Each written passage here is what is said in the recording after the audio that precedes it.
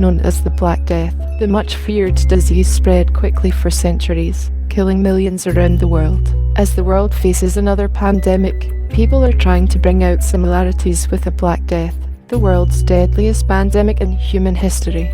For hundreds of years, what caused plague outbreaks remain mysterious and shrouded in superstitions. But before we begin, make sure to subscribe to Just Curious and hit the notification bell so you can keep up with my latest video. Here are 13 startling facts about the Black Death. Number 1. The Black Death was a devastating global epidemic of bubonic plague that struck Europe and Asia in the mid-1300s. The plague arrived in Europe in October 1347, when 12 ships from the Black Sea docked at the Sicilian port of Messina.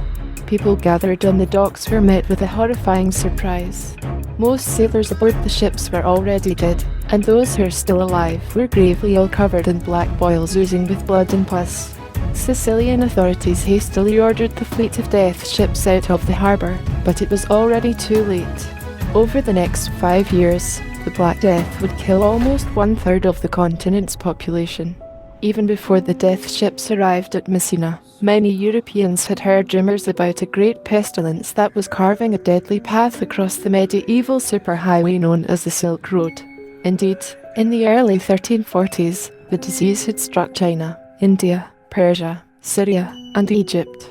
The Silk Road was a vital source for everything, from fabric and leather goods to spices and precious stones.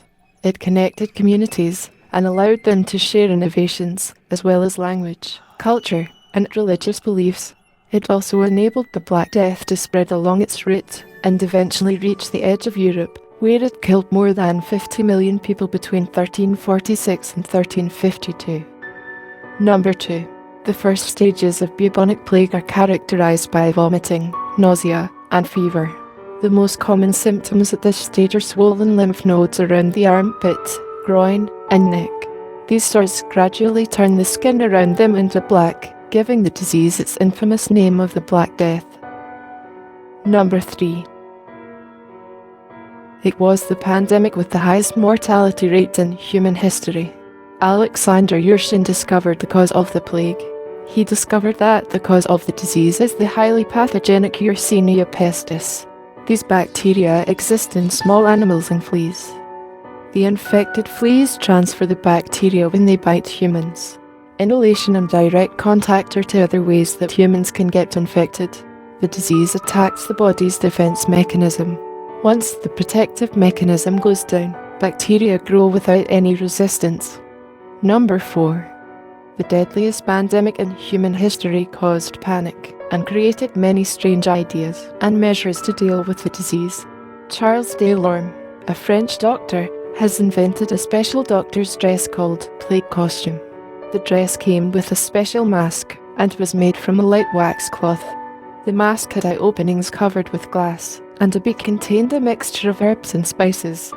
The shape of the beak was slightly curved, to give enough time for the air to pass through to be cleaned by the mixture.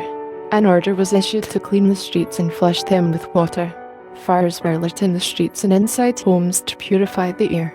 It was also thought that burning aromatic substances such as resin, tar, turpentine, cedar and juniper would affect preventing diseases. Believing that the disease was God's wrath, the church ordered people to ask for forgiveness and ordered the removal of cats and dogs believed to be carriers of the disease. Some doctors urged people to avoid bathing, because bathing could open pores and leave them vulnerable to Black Death. Number 5.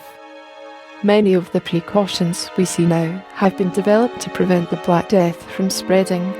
For example, when news about people infected with the plague reached the authorities, doctors would visit people at their homes.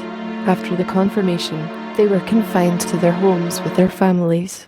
This home confinement continued until the patient was cured or died. The doors of their houses were sealed and were painted red to warn people and inscribed, "Lord, have mercy on us." The dead were carried out during the night and carried to the pit. Number 6. The origin of the word quarantine comes from the Venice word quarantina, meaning 40 days. This was an isolation period during which people in ships had to practice during the plague. According to a 1377 document collected from Dubrovnik, Croatia, newcomers were sent to restricted areas for 30 days to check for symptoms related to the Black Death. According to some estimates, the Black Death is believed to last 37 days from infection to death. In 1448, Venice extended the wait time to a total of 40 days, which improved quarantine efficiency in the management of pandemic outbreaks, and the word quarantine was born. Dubrovnik became the first city in Europe to set up a quarantine station. Number 7. When Scotland found out that England had succumbed to the plague, Scotland regarded it as the wrath of God because of the atrocities committed by the British. They planned to take full advantage of the situation and attacked England. Soon, the infection spread among Scottish soldiers, 5,000 of whom died. The rest who survived decided to retreat and return to Scotland. In the process, they brought the plague with them, and Scotland suffered from the plague for years to come. Number 8. Folklore is often the best way to learn more about a particular event in time. Events such as wars and pandemics are embedded in the culture, reflected in works of art such as poetry, stories, music and paintings of the time. One example of such folklore is from Northern Europe.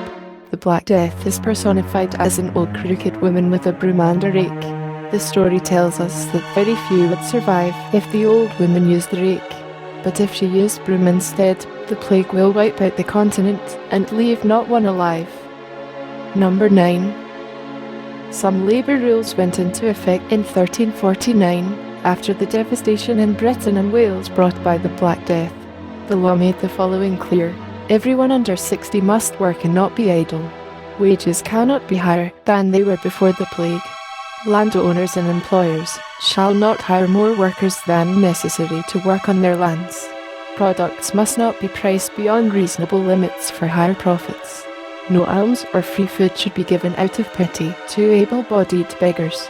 The law was in most part ineffective. Workers continued to demand higher wages from employers. They enjoyed new prosperity for over 100 years before the population returned to pre-pandemic levels. Number 10. Clement VI was in the Pope's seat when the disease first spread to Europe in 1347. He regarded the pandemic as the wrath of God. Doctors advised him to be surrounded by torches to keep the plague at bay. But the Pope soon became skeptical of the idea and instead devoted himself to caring for the sick and dying. He went on to face a different problem. The mortality rate due to the plague was so high, there was no place left to bury the dead in the city. He then had to declare the entire Rhone River sacred so that it could be considered a holy ground and the dead bodies could be thrown into it. Number 11. The Bund Church in the Czech Republic reminds us of the inevitability of death. It embellishes bones from more than 40,000 people. It all started back when an abbot made a pilgrimage to Jerusalem and then brought back some soil from the crucifixion site. Upon his return, he spread the dirt across the cemetery of the local church.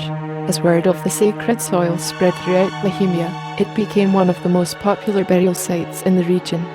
Thousands of victims from Central Europe were buried in the cemetery when the disease spread throughout Europe. In the 15th century, many of the bones were dug out to pave the way for a Gothic church, and the bones were stacked and placed in pyramids in the new ossuary, located underneath the new place of worship. There they remained relatively undisturbed, until in 1870, a local woodcarver was hired to make something of beauty out of the pile of bones below, and so he did. Number 12. Bochet del Vino, or so-called wine windows, existed before the plague. It was built to get rid of the middlemen, allowing farmers to sell their products to their customers directly. When the plague hit Italy, these windows became a great way to keep the business going and not spread the disease. The shopkeeper would collect coins by passing the wine through the hole with a metal plate. The coins are then washed with vinegar, which supposedly killed the plague bacteria. Today, Tuscany has more than 267 wine windows, 149 in Florence alone, and these are used to distribute wine and food during the pandemic in 2020. Number 13. The advancements in medical technology have contributed greatly to the treatment of epidemics, but it has failed to completely eliminate it. The World Health Organization receives thousands of cases of bubonic plague every year. These cases occur mainly in sub-Saharan Africa, Madagascar, and Peru. These regions together make up more than 95% of the plague cases. According to media reports, 2 people were killed by the plague in the United States in 2015. In July 2020, an entire village in China's Inner Mongolia Autonomous Region was isolated after a man died from the bubonic plague. The World Health Organization classified the plague as a re-emerging disease after its recurrence. If you're curious for more content like this, please subscribe to my channel Just Curious for more. Thank you so much for watching. See you on the next video.